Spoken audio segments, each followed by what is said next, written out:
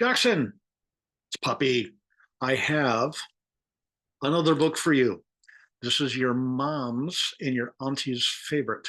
It's called Where the Wild Things Are.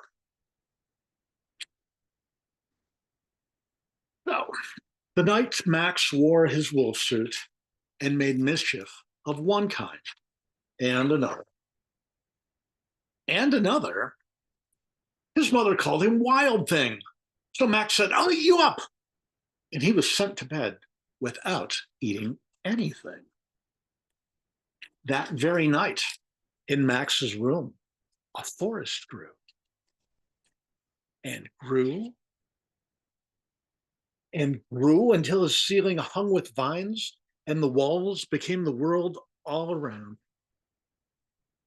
And an ocean tumbled by with a private boat for Max, and he sailed off through night and day. And in and out of weeks, and almost over a year, to where the wild things are. And when he came to the place where the wild things are, they roared their terrible roars, and they gnashed their terrible teeth, and they rolled their terrible eyes and showed their terrible claws. Until Max said, Be still, and tamed them with the magic trick of staring into all their yellow eyes without blinking once. And they were frightened and called him the most wild thing of all. And they made him king of all the wild things. And now, cried Max, let the wild rumpus start. A rumpus, rumpus, rumpus, a rumpus, rumpus. Yes. The monsters danced, the monsters sang.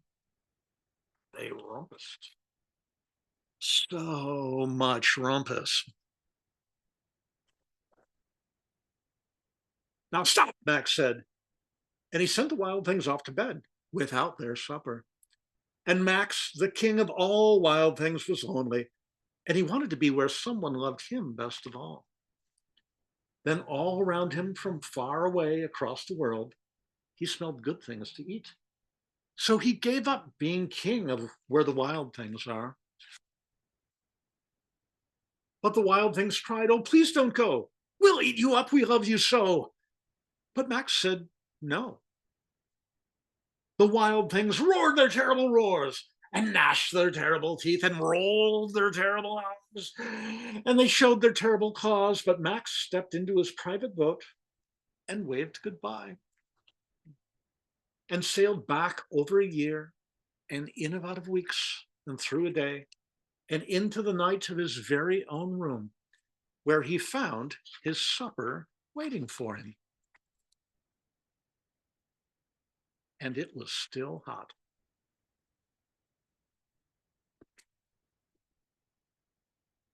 And that is Where the Wild Things Are, born by Maurice Sendak. Love you, buddy.